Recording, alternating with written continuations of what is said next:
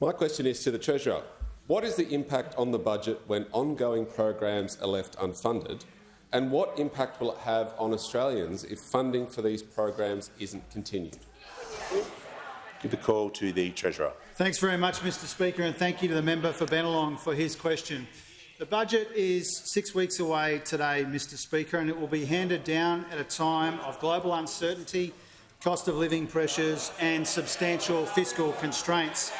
And the fastest growing area of government spending is the cost of servicing the $1 trillion of Liberal debt that those opposite left behind.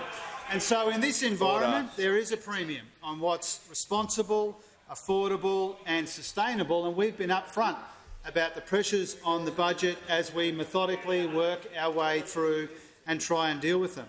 In October, we had to find $4.1 billion for pressures that our predecessors couldn't be bothered funding in an ongoing way. And in May, we will have to find billions of dollars more for spending and for programs that they announced but they didn't fund.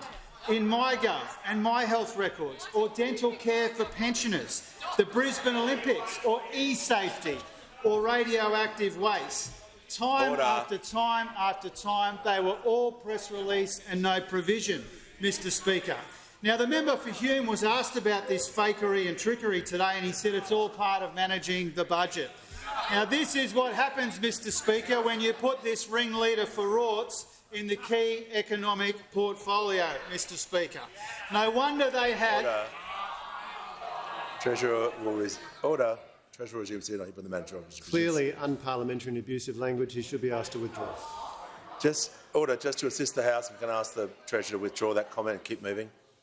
Mr Speaker, this is what happens when you put somebody like the member for Hume in the key economic portfolio, Mr Speaker.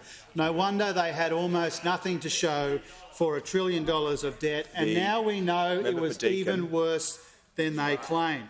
Now, the Leader of the Opposition was a key part of the Morrison government as a member of the Expenditure Review Committee that deliberately left Australians who rely on these programs hanging.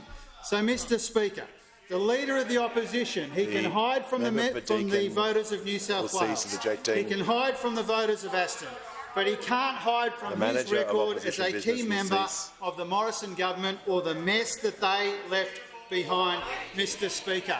We take our responsibilities seriously at a time of global uncertainty and cost of living pressures and substantial fiscal constraints.